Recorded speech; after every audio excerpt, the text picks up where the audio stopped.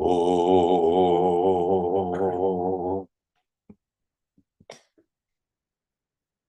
Om.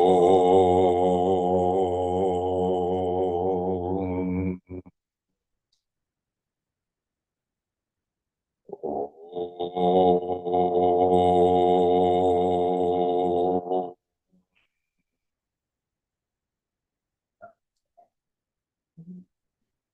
Gurur Brahma, Gurur Vishnu, Gurur Devo Maheshwara, Gurureva Param Brahma, Tasmai Shri Gurave Namaha. Chinmayam Vyapyat Sarvam Trilokyam Sacharacharam Tat Padam Darshitam Yena Tasmai Shri Gurave Namaha. Tvameva Mata Chapita Tvameva Tvameva Bandhuscha Sakha Tvameva Tvameva Vedya Dravinam Tvameva Tvameva Sarvam Mama Deva Deva Tvameva Sarvam Mama Deva Deva. Jai Guru. Om Sahana Bhavatu Sahana Bhunaktu Sahaviryam Karavavahai Tejasvinavadhitamastu ma Vidvishavahai. Om Shanti, Shanti, Shanti.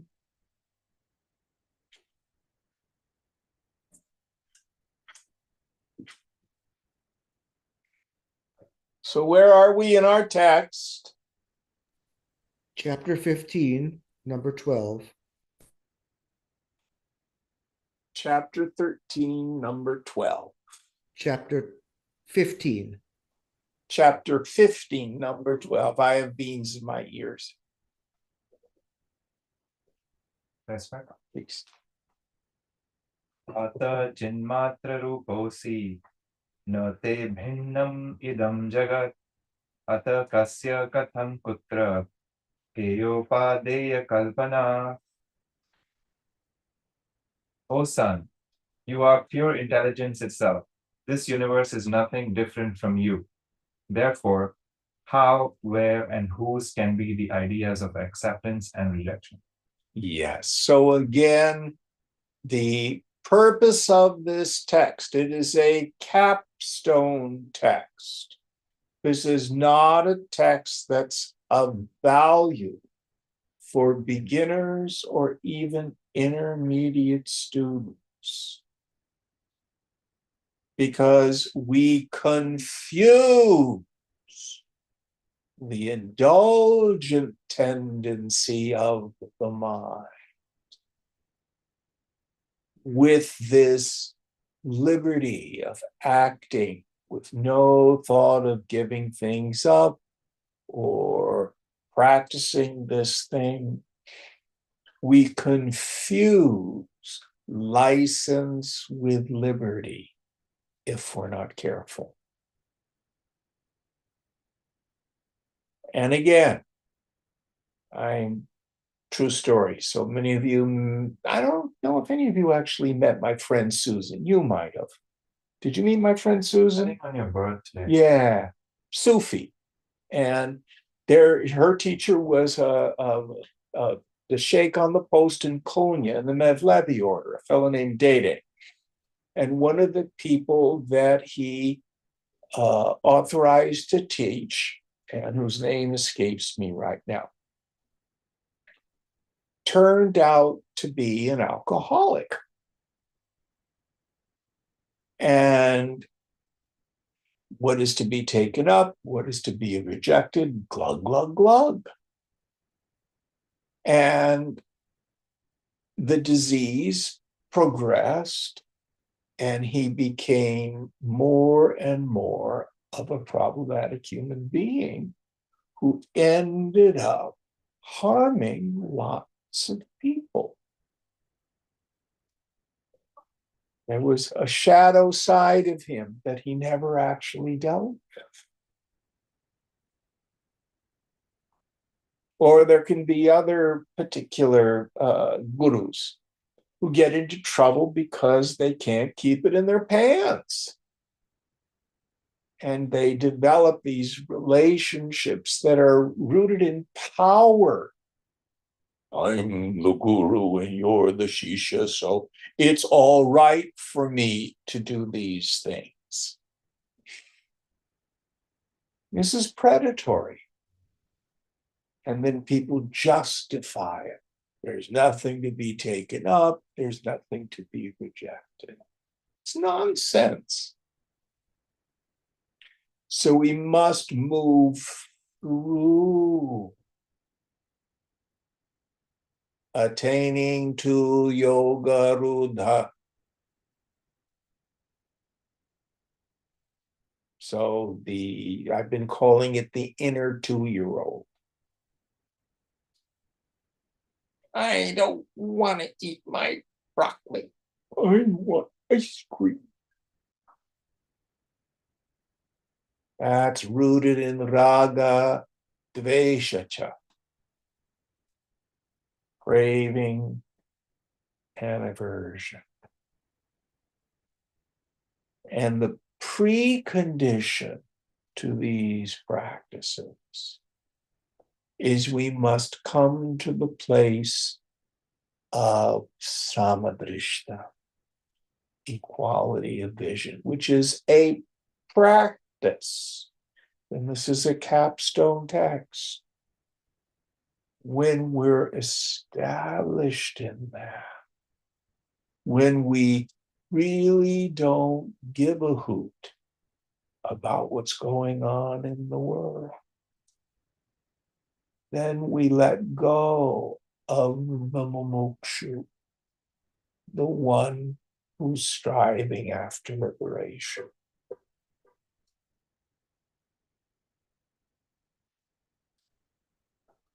One has to be careful. You don't hand this text to beginners or even intermediate students. This is for people who are rooted in the self, have a strong spirit of detachment, but they're hanging on to the subtle ideas. I'm the yogi. I'm striving for liberation. Maybe I'm enlightened. Maybe I'm not enlightened. And we get rid of all that. But if you, maybe at times, are in that place, then all struggling ceases. Just abide as pure consciousness. There's nothing to be done, nowhere to go, nothing to give up, nothing to take up.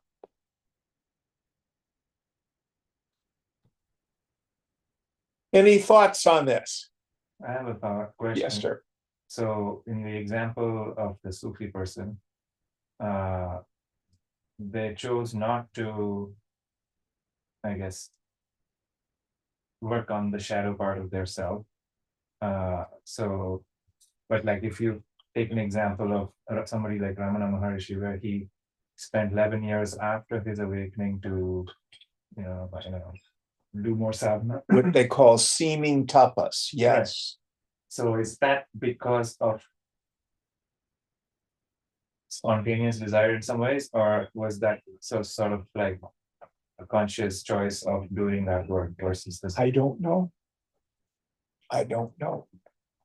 All I know is by the time he began to speak, this dude was pure, really pure.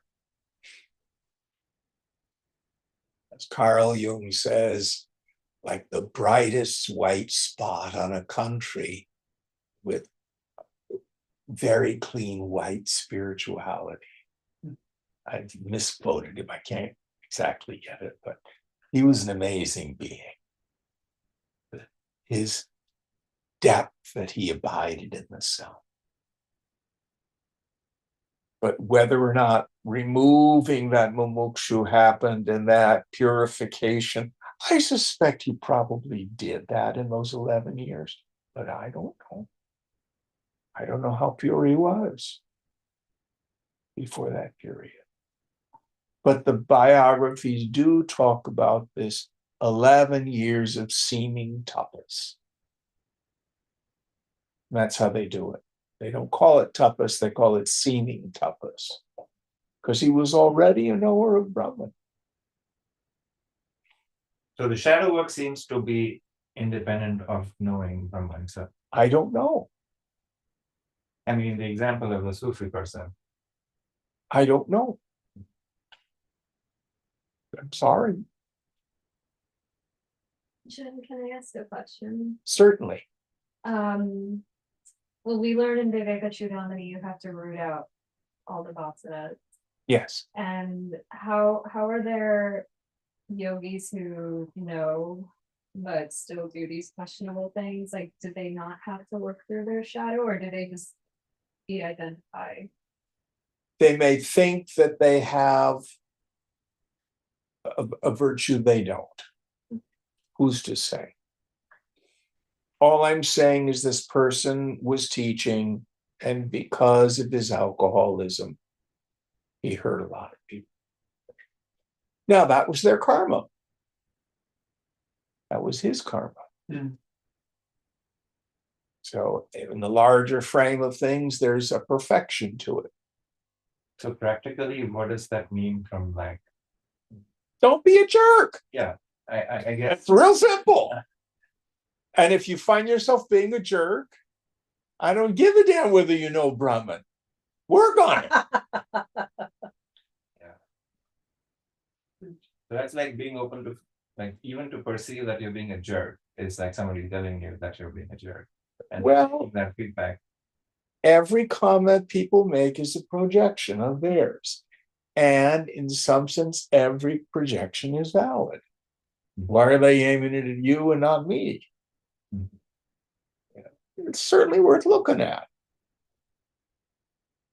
And then, if you think you have a klesha that gets in the way, burn it out. It's real simple. And if you're a real yogi, there's no resistance to that.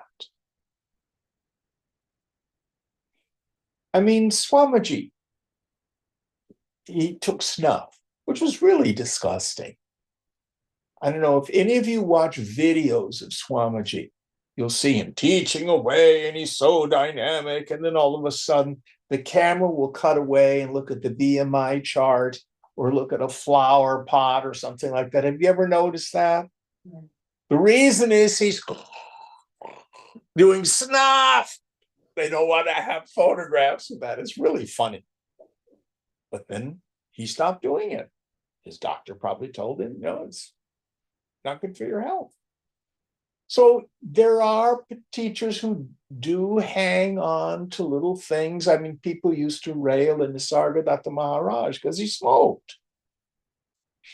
I don't know, because he smoked, he ruined his own health, but he sold cigarettes, ruining other people's health, he used to say. I mean, he says it very bluntly, and I am that. I have a comment about that, actually. Sure. Because there were quite a few yogis who did smoke, like Shirdi Sai Baba smoked a lot. Someone once told me that some yogis actually do this because it keeps them tethered here, or like in the gross realm. I don't know if it's true. Perhaps. I don't know. I think disciples have a wonderful capacity to rationalize the behavior of their ideals and their idols.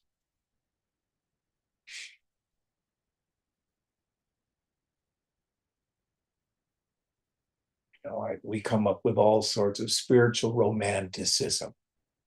to explain a habit. But habits in and of themselves, as long as they're not problematic, are not problematic. But each person gets to decide this for themselves. Where it starts to become an issue is when a person sets themselves up as a teacher.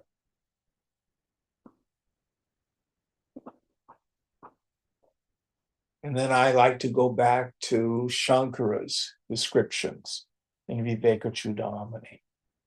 Someone, first of all, who's Shrotriyam, which means well-versed in the scripture, meaning they know how to wield a valid means of knowledge, who's a full knower of the Supreme. They don't ever get identified. Who has retired into the Supreme. The mind as an extrovert into the world.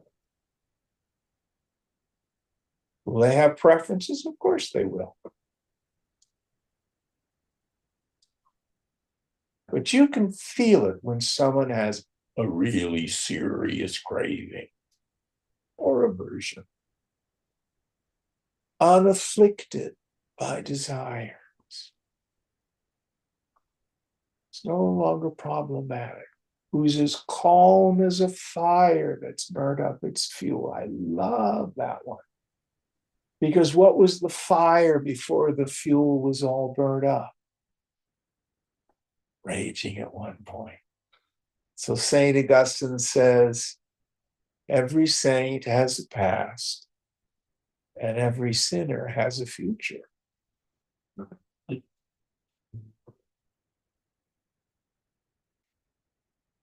Whose Daya Sindhu, an ocean of compassion, of mercy. Who's an intimate friend of those who have surrendered unto them. Maybe one or two more things that I've forgotten in that verse. It's beautiful poetry as well.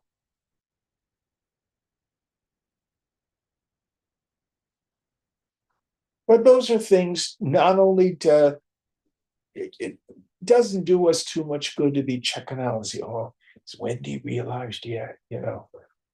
That's pointless.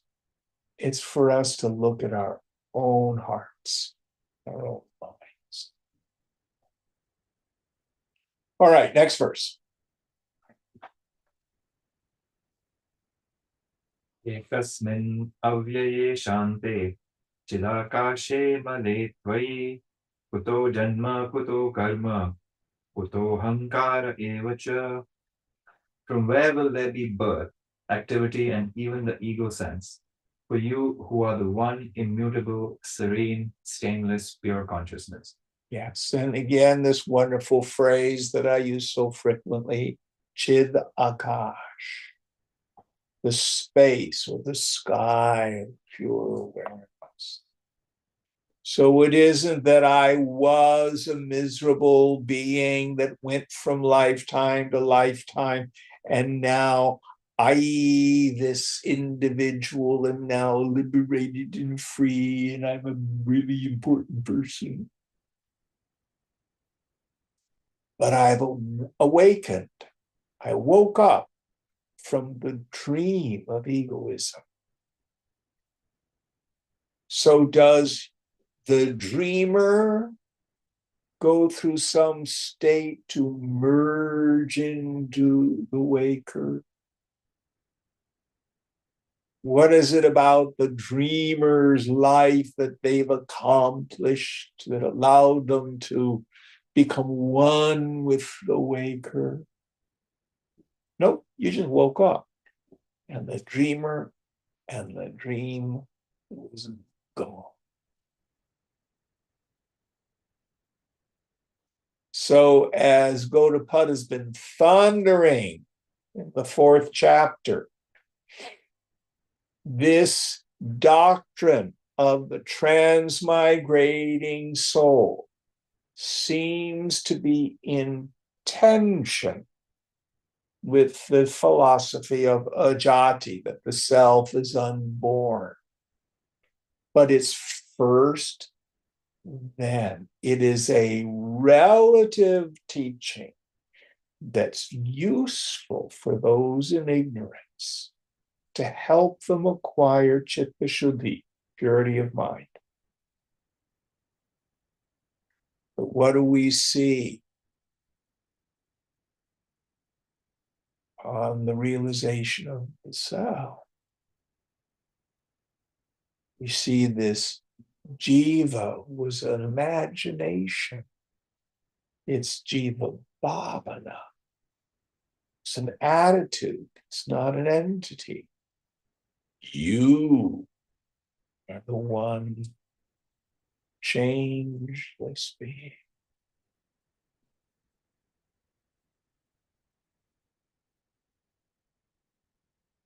And you've always been it. It's just in my stupid mind. I had adhyasa, superimposition. Any thoughts on this?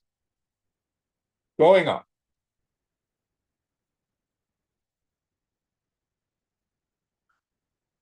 Yatvam pashyasi tatraika tvameva pratibhasase kim prithak bhasate swarnat katakanga danuparam. You alone manifest as whatever you perceive. Do bangles, armlets, and anklets appear different from gold? So again, the idea is that all the ornaments are nothing but gold appearing as names and forms. So what is I see is a world of people, places, things, and conditions is beyond human notions of good and bad, just and unjust, right and wrong. It is in fact perfect. And when he says you manifested, it doesn't mean my stupid little ego. It's so powerful. It means consciousness itself spins all the time. Nothing to be afraid of.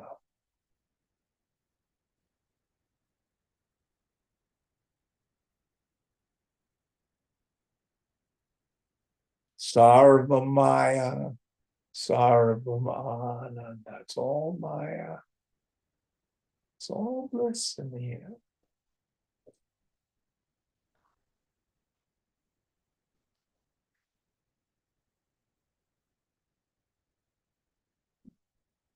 Next one.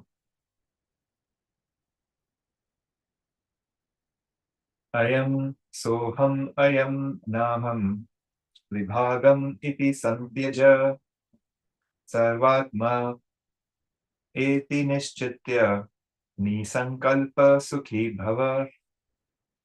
Totally give up all such distinctions as I am he and this I am not. Consider all as the self and be desireless and happy. Yes. So, who am I? Aham Brahmasmi. What is this world? Sarvam Kalvidam Brahma. How has it all come about? Sankalpena, by means of imagination. Everything is Brahma.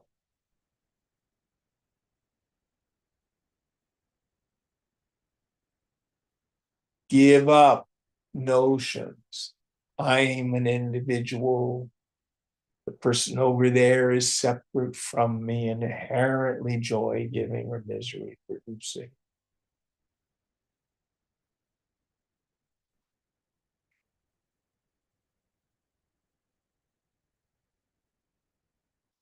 Stand back and witness the body, mind, intellect acting its role in the great Leela. The great drama of life. What am I going to do? What am I going to do? I don't know about the future. Don't worry, God knows. Not part of your job description.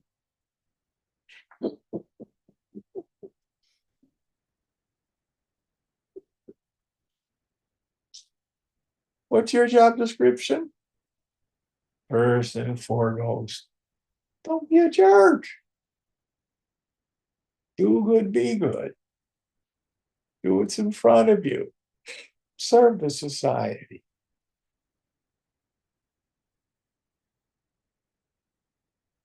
Simple stuff. Take time to enjoy the flowers. Take time to love the people around you.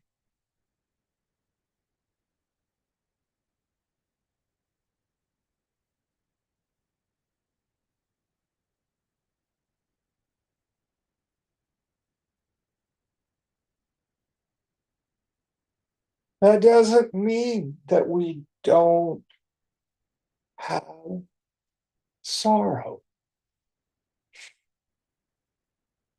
In the Christian scripture, there's a term, again, I don't know what the original Greek is. I have to look that up. But you will hear frequently it's described that Jesus had pity on them and then fed them, he healed them, did all sorts of stuff. And the dictionary definition of pity is genuine sorrow at the misfortune of others. Doesn't really have an element of condescension in it, which many of us think in our modern time, oh, you're pitiful, Doesn't have that meaning, the real meaning of the word. Of course, we're going to be aware of suffering, but it is all part of the dream. And I can only share with you the little slogan I've been playing with the past year or so. The awareness of suffering is an invitation to prayer. That's why the Lord has brought suffering to my mind. I'm supposed to do something. What can I do? How did the suffering come about in the first place? Sankalpena. It's just thought appearing as a form. You can change thought.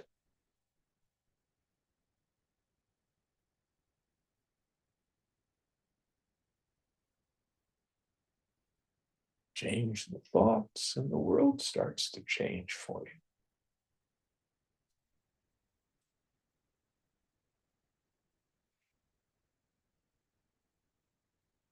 If you're aware of suffering in the world, you can make a difference.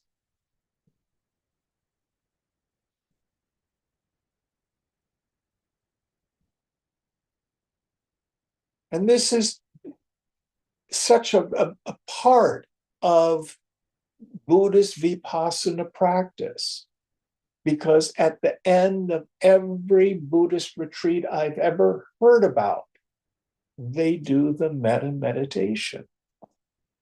What was the form that you used on the Goenka retreats? May all beings be peaceful, may all beings be happy, may all beings be liberated. Did you all hear that? Yeah. He spoke softly. Why do you do it on the retreat? Well, it's frequently done at the end. Do they do it at the end of the retreat? Yeah. Yeah. Because your mind is clear. Your mind is focused. Your mind is one that can be used by the infinite. So your sankalpa is that. And you start to become part of the solution rather than part of the problem of the world. But too frequently, so and so, they're just a terrible person. Oh, they're just so nasty. I just wish they dropped dead, you know. Oh, yeah. In the sewing circle, at the local bar, at the break room at your work.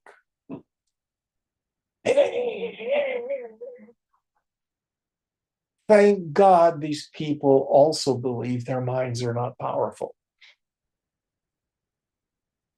But it is Sankalpa.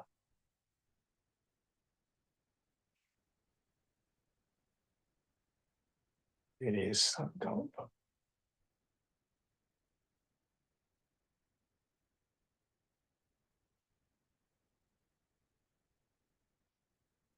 It's important.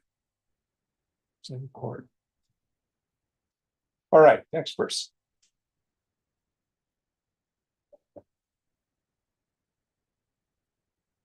तवैवाज्ञानतो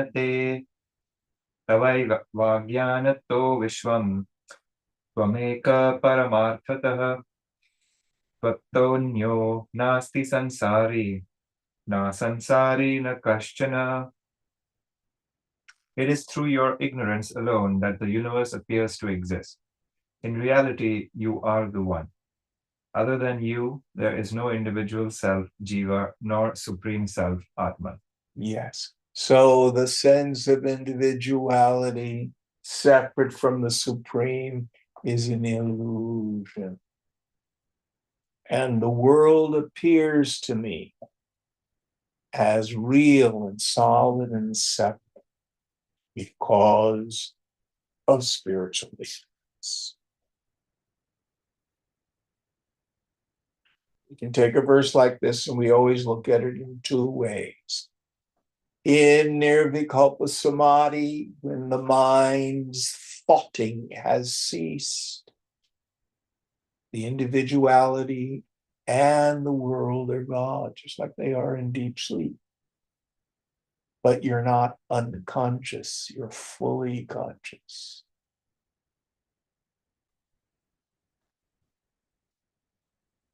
But it also means, in ignorance, I thought the world was solid, real, and concrete and separate from me. But for the Stita Prajna Purusha, the person of steady wisdom, they see the same names and forms. But their knowledge is Sarvam Kalpita Brahma. All just the playing at the end. It's all just consciousness. Don't worry.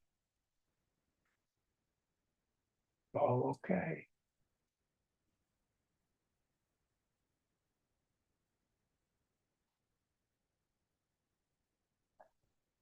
Next one. Is this saying the concept of Atman is also an illusion, right? Like that's why it was the implication of the last part here. Maybe I wasn't listening carefully enough. I thought he meant the distinction between Atman and the Jiva. But it may mean whatever ideas I have about Atman are an illusion. Yeah.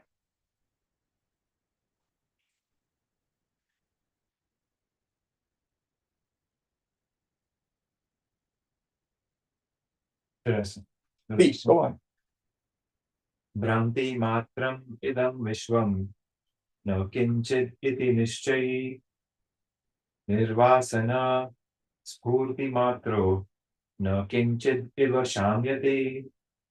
One who understands with certitude that this universe is but an illusion and is nothing becomes desireless and pure intelligence and finds serenity as if nothing exists. Yeah. So seen, but not real. It's like going to a movie. Seen, you can even have emotional responses to a movie. Again, it's not about becoming aragya without feelings. A rock is aragya. That's not the goal of the spiritual life. But deep inside, Totally empty.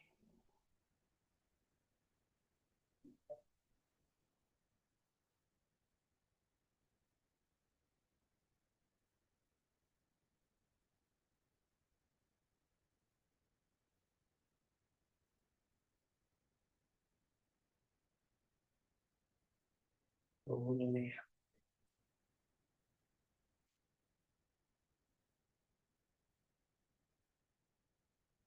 Shunya prasad. Going on.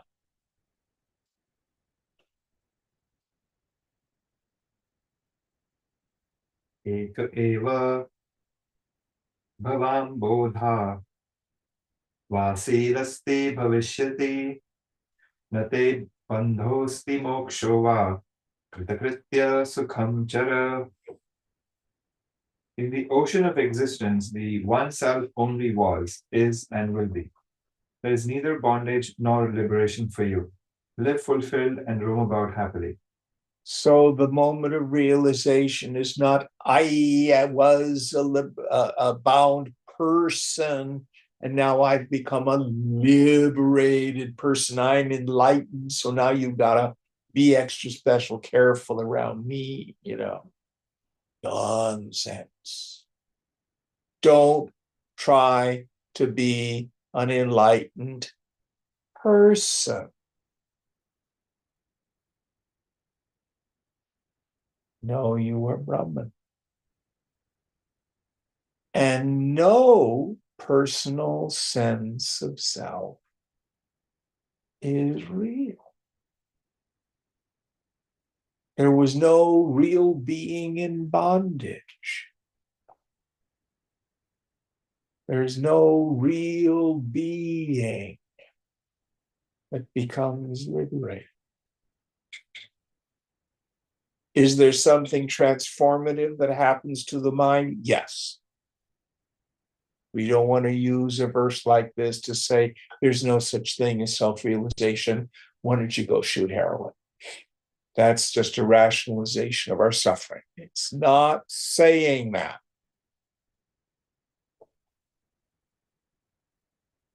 Once again, to make sure we don't try to hang on to the idea of being a spiritual person, being an enlightened person. I'm now a moonie. Let me moon you because I'm a moonie. It's nonsense.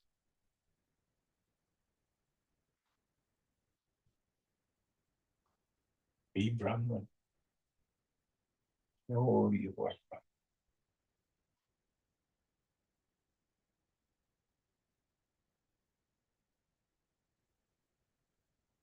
Now, it doesn't mean we have to talk funny. When we are moving through the world, what the scriptures call vyavahara, doing transactions. It's business in Hindi, isn't it? Mm-hmm. You can talk like an ordinary person, but you're not a person. Thought you were for a long time. Now you don't.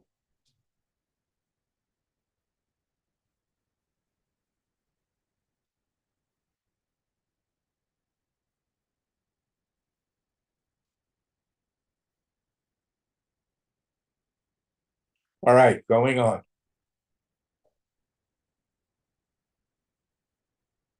Ma sankalpa vikalpabhyam chittam shobhaya chinmaya upashamya sukham tishta swatmanyananda vigrahe. O pure intelligence, do not disturb your mind by affirming and negating things. Silencing them, abide happily in your own self, which is an embodiment of the bliss absolute.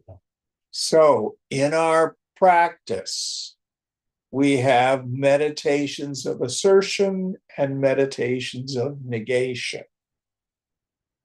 One's of negation. I'm not the body, I'm not the prana, not the mind, not the thoughts. I'm not any personal sense of self. The world is not real. And then we have the meditations of assertion. I'm the space of pure awareness. I'm vast and pure like the sky. I am birthless, changeless, and deathless. And here Ashtavakra is saying, once you're established in this, give up these ideas. Those are not the truth. Those are just ideas. For example, you do not need to walk around in your ordinary life affirming, I'm not a goat or a cow or a horse or a pig, I'm a human. You never lose sight, you never forget that you have a human body.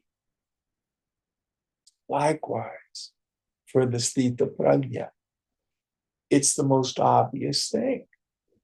There's no need to assert, affirm, or negate.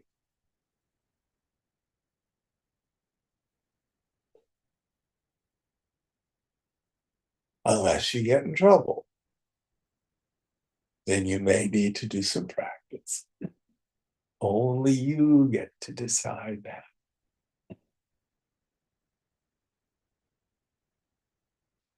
Do not let philosophical inconsistency be a barrier to happiness. Did that make sense? Going on. That was the end of the chapter. Okay, next one. Chapter 16, Self-Abidance Instructions. Ashtavakra uvacha chakshva shrunuva tata nasha nana shastranya nekashah tathapi na tava swasthyam sarva vismaranadrite. Ashtavakra said, my son, you may speak many times in many ways upon the various scriptures or hear them, but you cannot get established in the self unless you forget all. Yes. So there's a wonderful Christian book written in the 14th century, the 1300s, about the same time as Chaucer in England. And it's called The Cloud of Unknowing. I just love that word. It's not ignorance, it's ignorance. And the author of The Cloud says we need to put a cloud of forgetting between you and the world, and a cloud of unknowing between you and God. An endeavor to pierce that cloud by the arrow of your love. Bhakti. Beautiful Vedanta.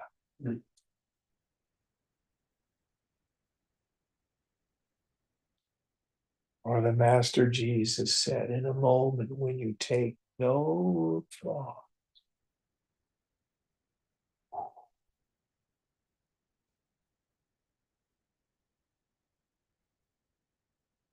or as Krishna says, he who knows it not.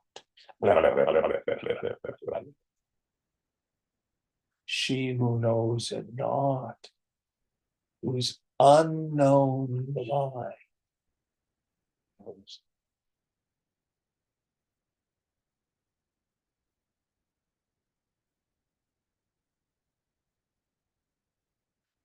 Guru, the scriptures point.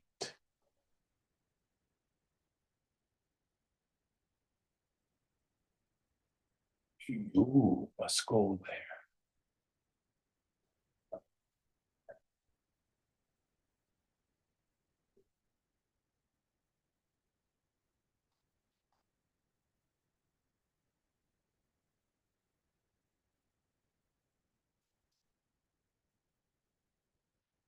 Next verse.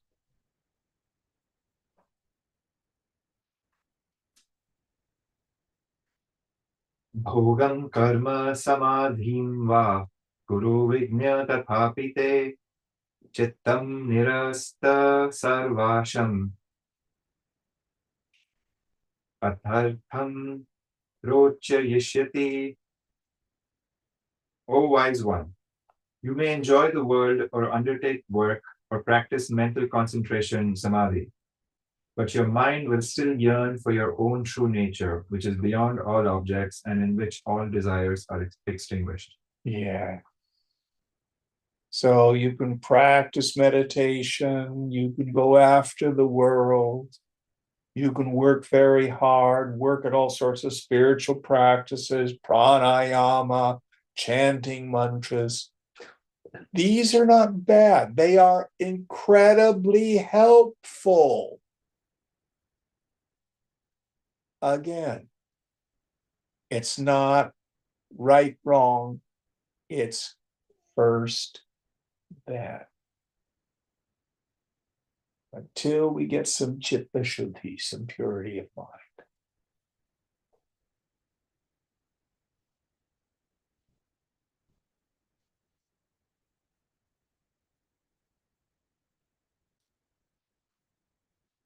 Only when you realize Chidananda Rupaham, my form is bliss consciousness, my nature is bliss consciousness, and the yogi has Atma Ramana, can revel in the self, has the swat, the taste.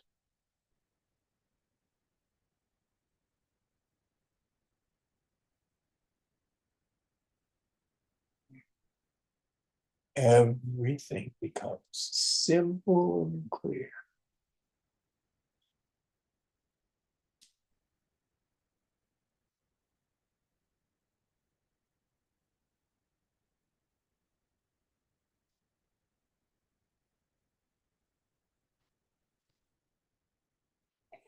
Next one. Ayasat sakalo dukhi nainam janati kaschana anenaivopadeshena dhanya prapnoti nirvritam. Because they exert themselves, all are unhappy, but none knows or appreciates this. Through this instruction alone, the Blessed One attains liberation. So we've talked about those three elements that are the essence of samsara, that are the essence of dukkha, suffering. First, jiva bhavana, I think I'm a person. That state, the phrase I've been using lately is inherently spiritually impoverished. I'm not enough, there's not enough. I'm discontent,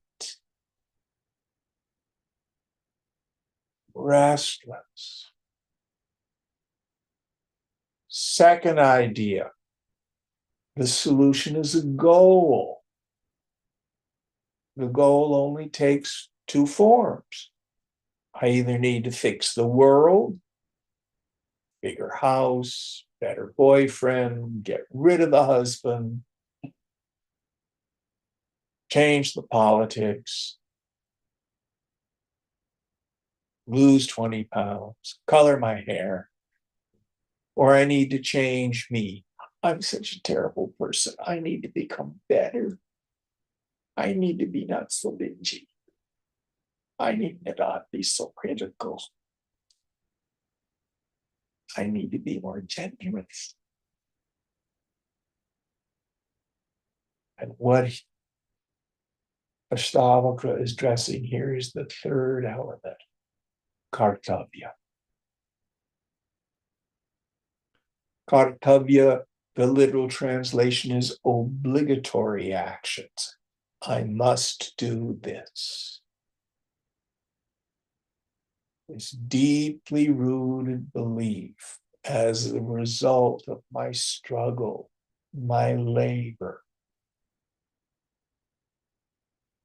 i.e., the individual get to that goal I've made up. And it's the kartavya that hurts so bad.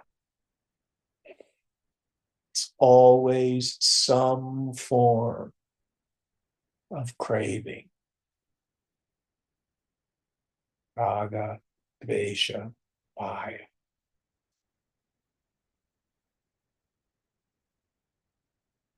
And its cause of all three ideas is spiritual ignorance.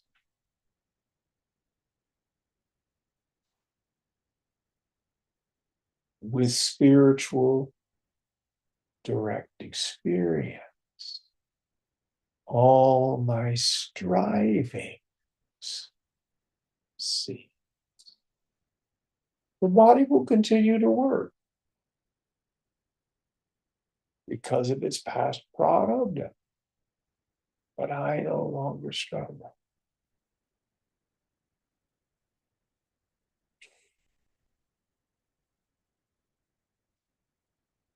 When she was Priya, she's no longer Priya.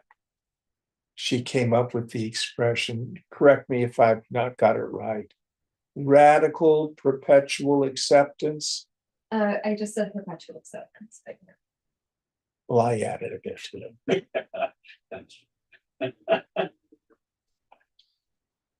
But that's the idea. That's the idea.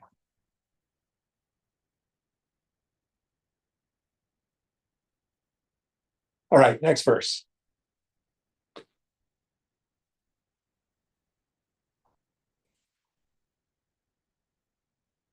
Vyapare khidyate yastu nimeshonmeshayorapi tasya tasya tulinasya sukham nanyasya kasyachit. Happiness belongs to that master idler who feels distressed even at the effort of opening and closing his eyes. It belongs to none else. Well, that's a little bit of an exaggeration. The master idler doesn't even feel distressed at opening and closing their eyes. But I love that. What's the Sanskrit for master idler?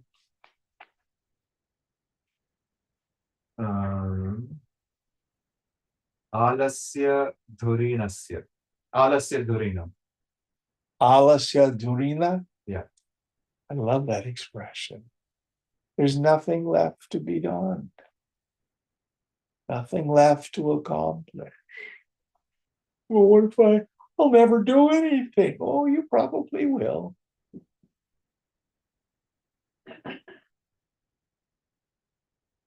But the ego is not necessary. You don't sit there and need to go, what are you doing, Jim? I'm making my hair grow. As you can see, I'm not very good at it. No. You don't make your cells divine. You don't make your heart beat. You don't make the breath happen. You sit here long enough, I promise you're going to go to the bathroom. You're going to get up, you're going to, take action. It will happen. When you're hungry, you'll eat. When the rent's due, you'll go to work.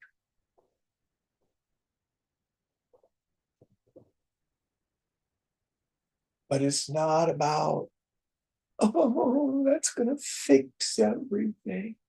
Oh, that is God.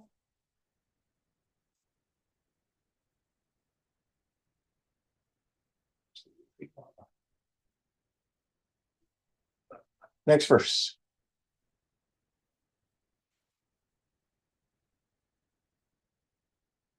Idam kritam idam neti dvandair muktam yada manah dharmartha kama moksheshu nirapeksham tada bhavet.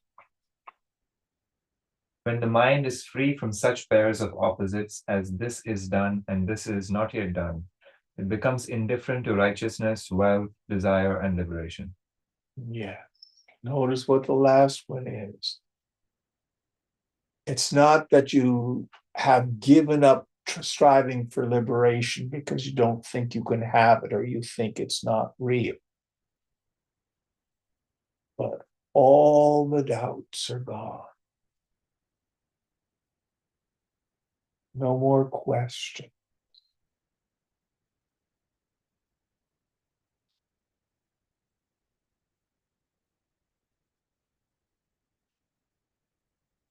Santosha, contentment.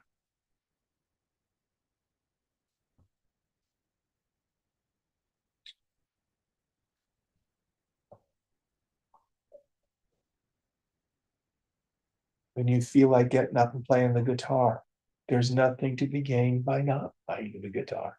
Play the guitar till you don't want to play the guitar anymore. But if you have the idea, if I'm a famous rock and roll star, then I'll get attention. It'll make me so happy. Oh, that's gone.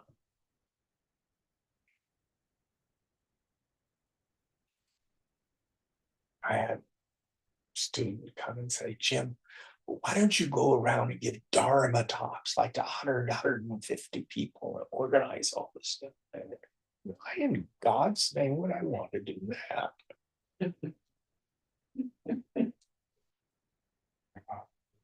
It's not like not enough books written. People out there. It's not giving me to do.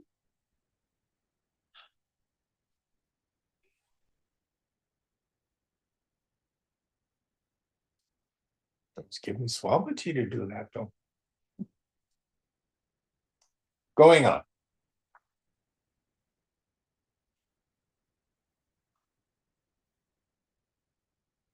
Virakto vishaya dveshta ragi vishaya lolupaha graha moksha vihinastu na virakto na ragavan. One who has aversion for sense objects is considered as not sensual, and one who covets them is sensual. But he who does not accept or reject is neither sensual nor not sensual. Yes, you're out of the playground. You're absolutely neutral to this world.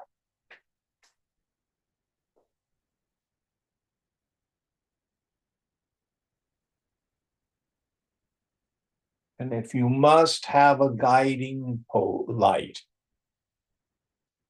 what I can't remember where I read it. I think it might have been Pandit Rajmani when we were studying the Yoga Sutra. But he reduced the yamas and niyamas to the guiding principle is ahimsa, which is non-harming. Don't harm other people and don't harm yourself.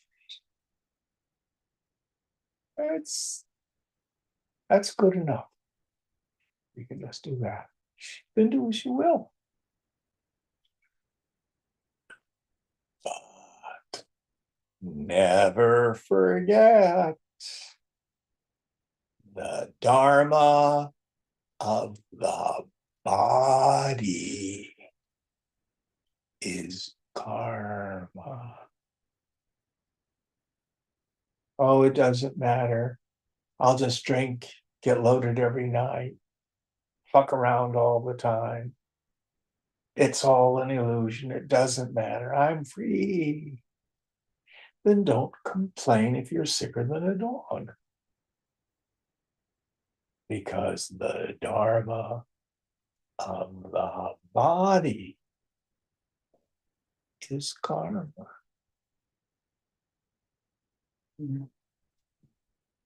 The dharma of yourself is ananda.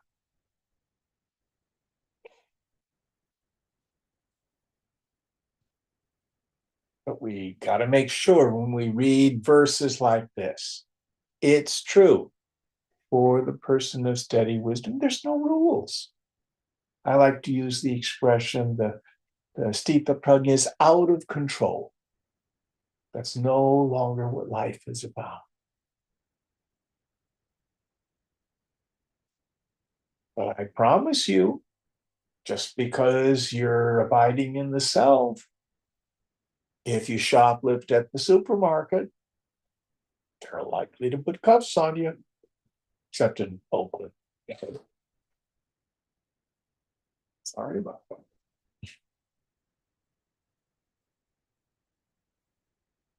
At the level of the body, we can blunt the force of karma through prayer,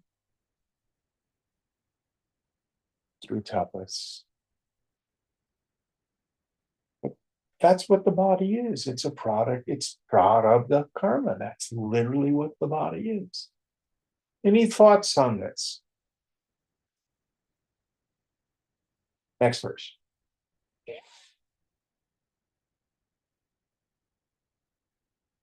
एयोपादेयता तावत् संसारविटपाङ्कुरः स्पृहा जीवति यावद् वै निर्विचारदशास्पदम्.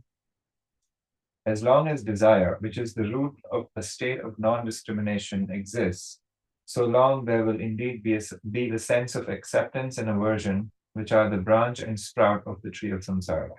Yes. So, as long as I'm craving something, there should be no talk of liberation. Shankara says the same thing. That very long section on vasana.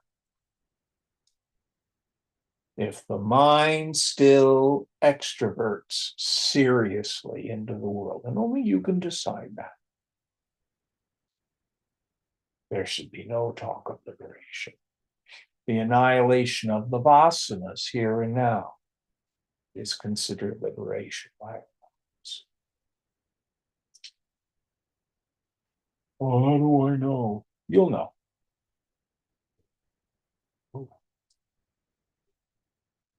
Going on.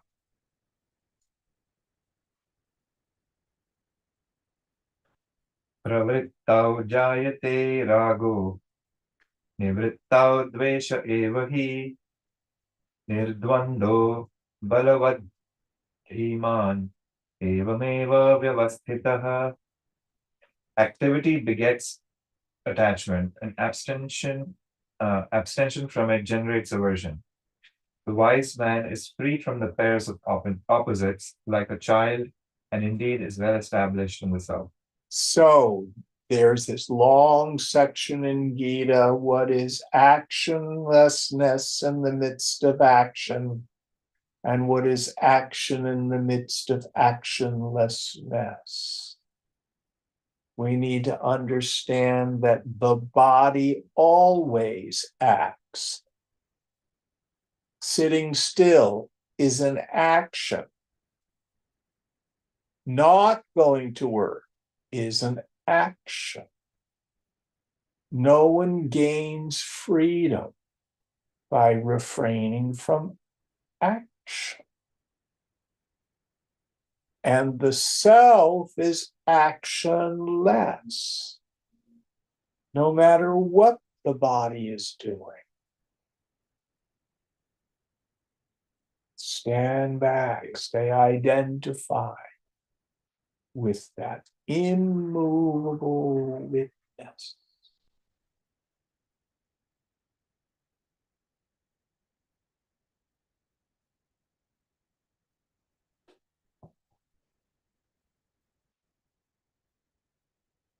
Scriptures will say things, the yogi gives up all actions prompted by desire. Well, I have news for you. All action is prompted by desire. Does that mean I don't do anything? No, the subtler meaning. Give up all actions rooted in the notion, I'll be happy when, it'll be better if. This is inherent, what I need to be okay, or happy. Those are the ego prompted desires. What should I do then? Do what's in front of you. Bring me your components. Do your duty.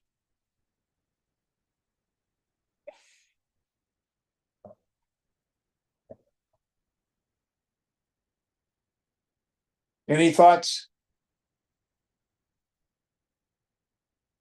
And a lot of people don't understand this distinction. I'm thinking of one guy, and oh, I'm just a free spirit. I'm being spiritual. I'm going with the flow. So I just decided I'm going to buy a truck. Well, you're $10,000 in debt on credit cards. Now you're going to buy a truck. Do whatever you want. That means you're going to have to pick up more shifts at the hospital. He's a nurse. You make good money. But he has yet to learn that the dharma of the body is karma. One of the laws about that body. It's the basic law of money. Indians don't seem to have much trouble with this. A lot of Westerners do. If you spend more than you make, you're going to get in trouble. Oh, it's amazing how many young people have never been taught that lesson. Oh, credit cards, that's free money.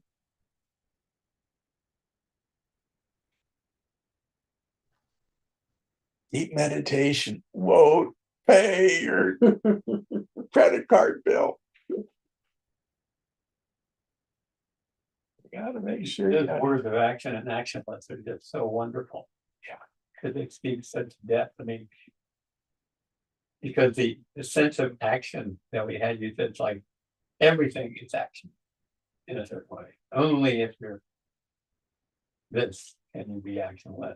But any movement, so people say, I'm not going to get out of bed. That's an action. Yes. It's amazing. And refraining from physical actions is not freedom. Right, naturally. That's the point. Yeah. I remember I had a student for a very short period of time, and he really wanted to be actionless. So he wouldn't get a job, and he lived off his grandmother. And he thought this was being spiritual. He did not spend his time doing sadhana. He watched TV and played video games. That's not freedom. Get caught up in words. Hmm? We get caught up in words, action, just think of it as different. The only body that's free from karma is a corpse.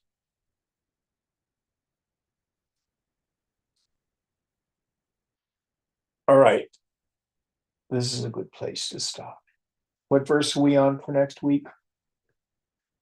Verse 9. Om Purnamada Purnamidam Purnat Purnamudachyate Purnasya Purnamadaya Purnameva Shishyate. Om Shanti Shanti Shanti.